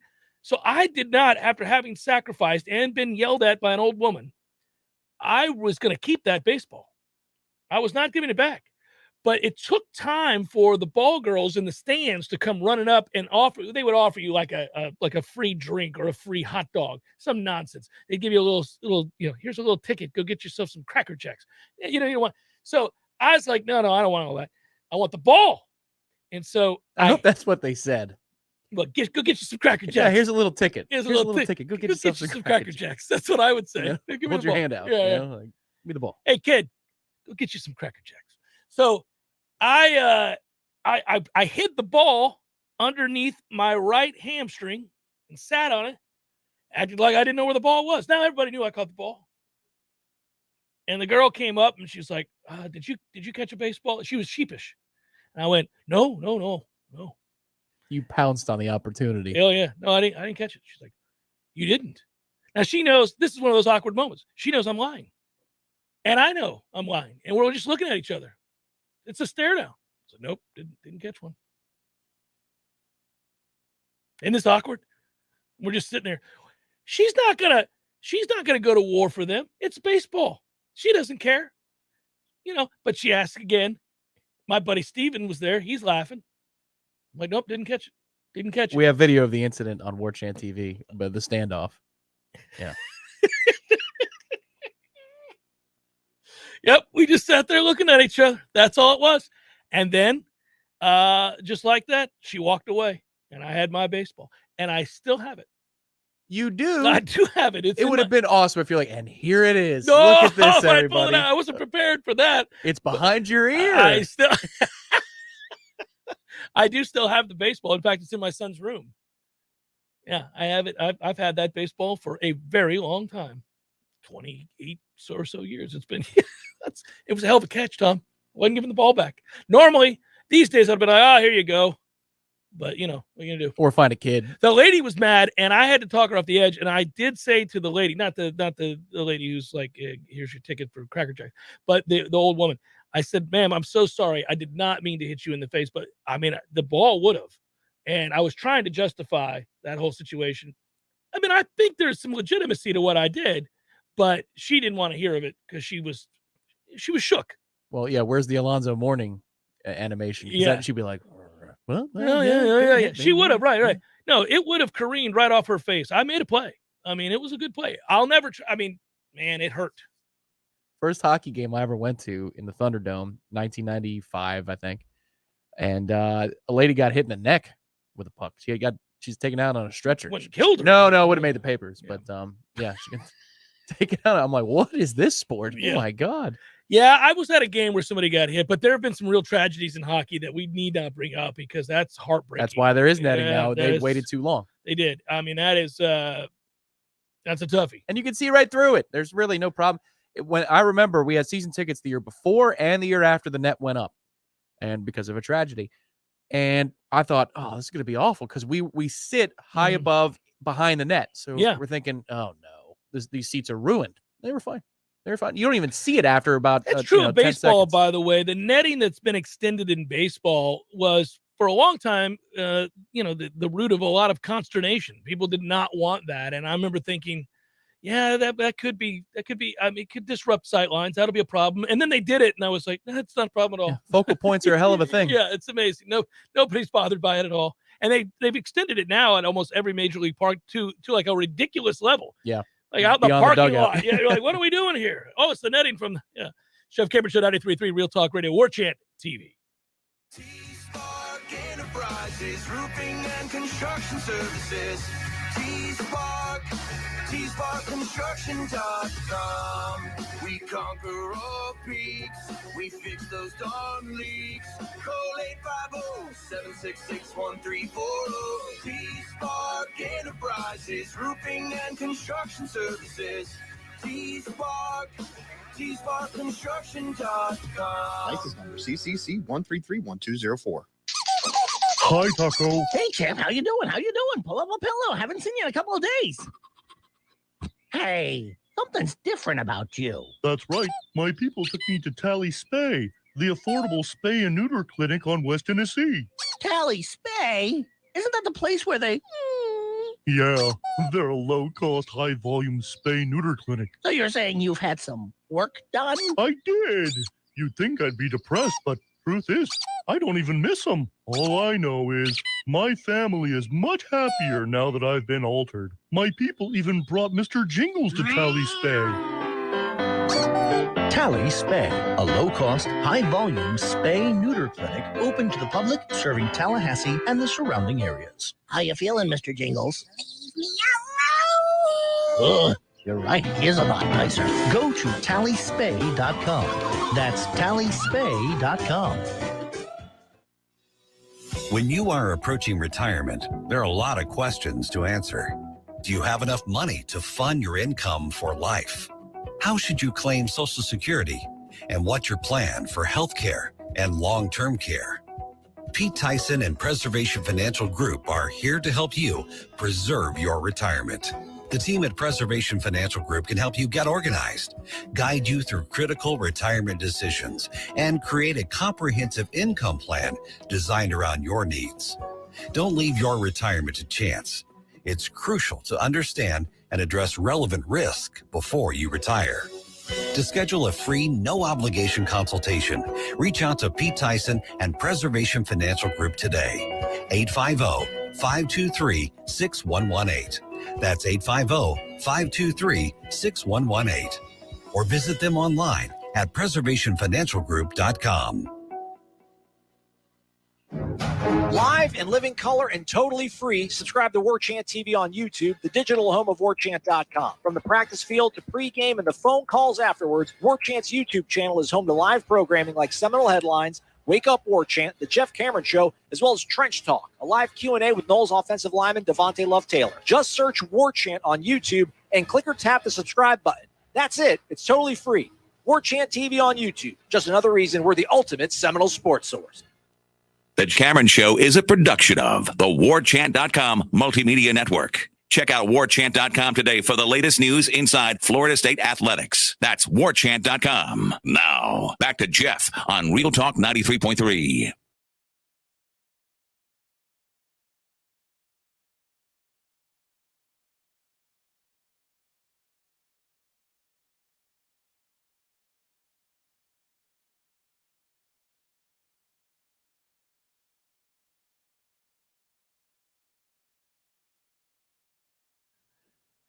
I love Cypress Hill. Yeah. I mean, I love Cypress Hill.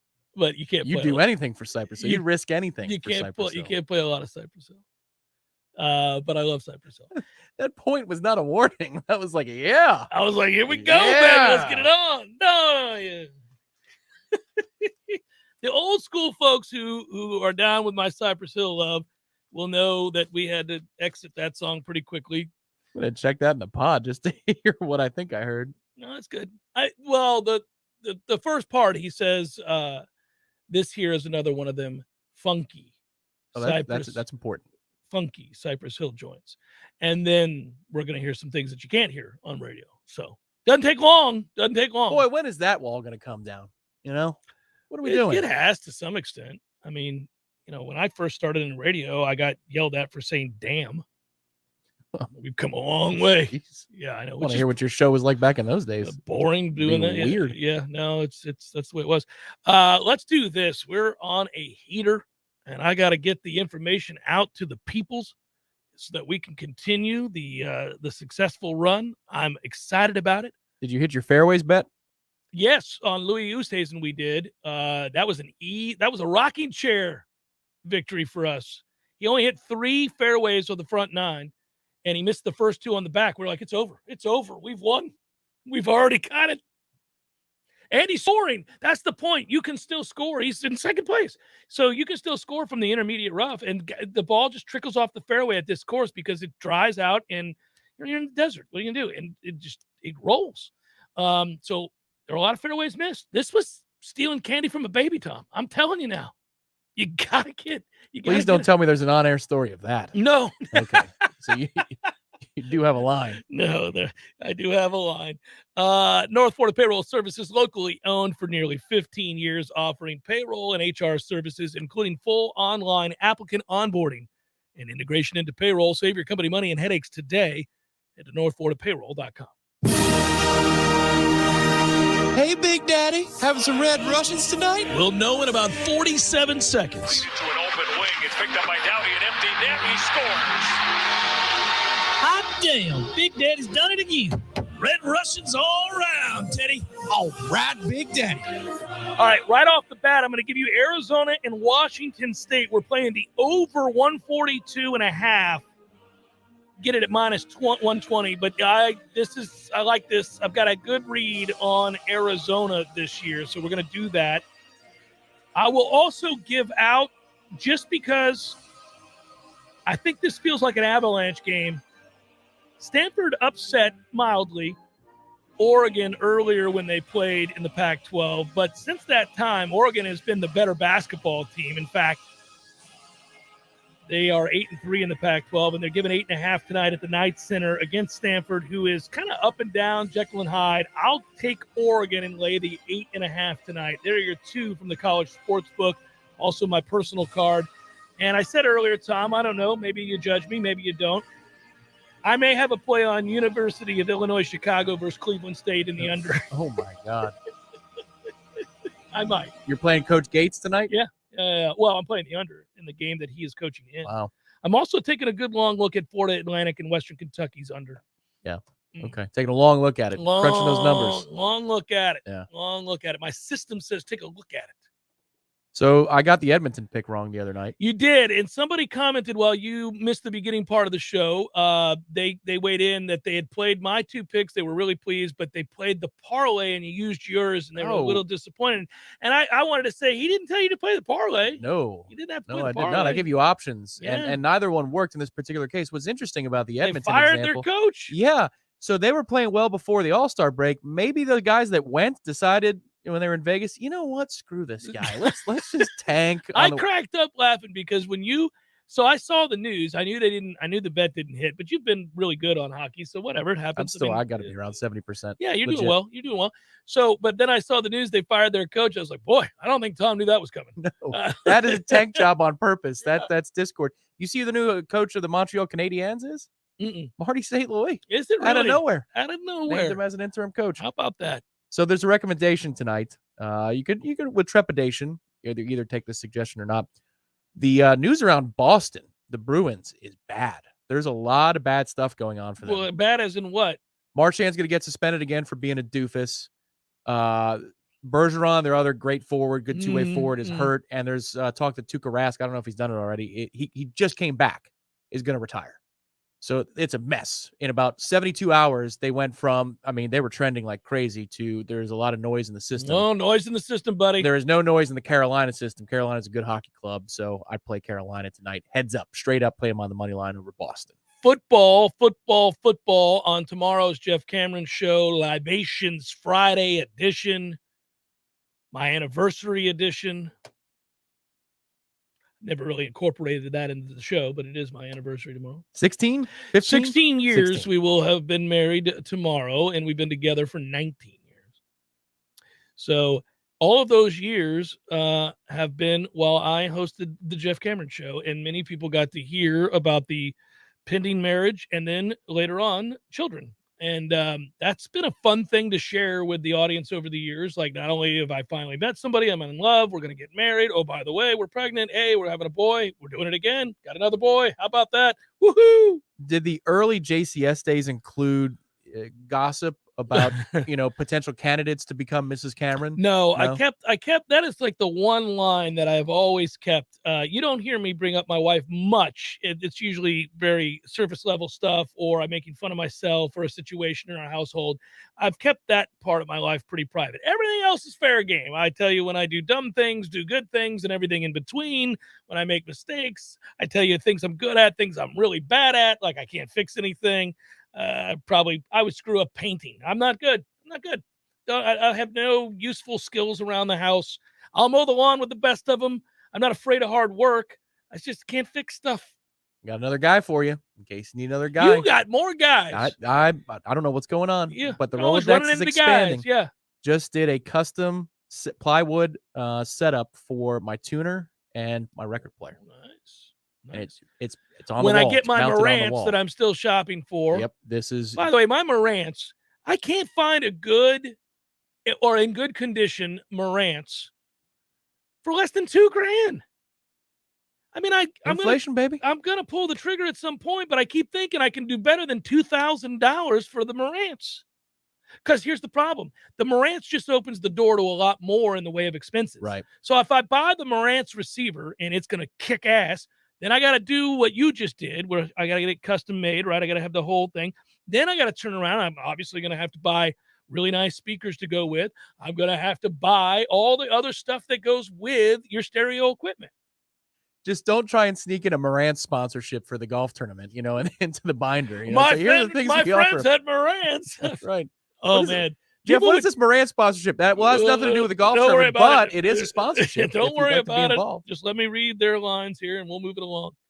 Yeah, but tomorrow we'll look at Joe Burrow rushing yards, 11.5. Van Jefferson over 33.5 receiving yards. Matthew Stafford over under interceptions is at 0.5. I'm going to go over. Cam Akers under 65.5 yards rushing. Got a lot of props. That's under all day. No disrespect to Cam. It's just I don't think that's the way the game is going to be played. Matthew Stafford over under 5.5 rushing yards. Joe Mixon receptions. Stafford 5.5. I played Burrow on the over in the AFC Championship game. I think I got to do that again. That was an easy over. So fun stuff. We'll have a ton of these. And Lee Sterling will join us. So it's going to be good. Good work out of you, sir. Good work, Matthew. Be well, everybody. Have a great day, and we'll talk tomorrow.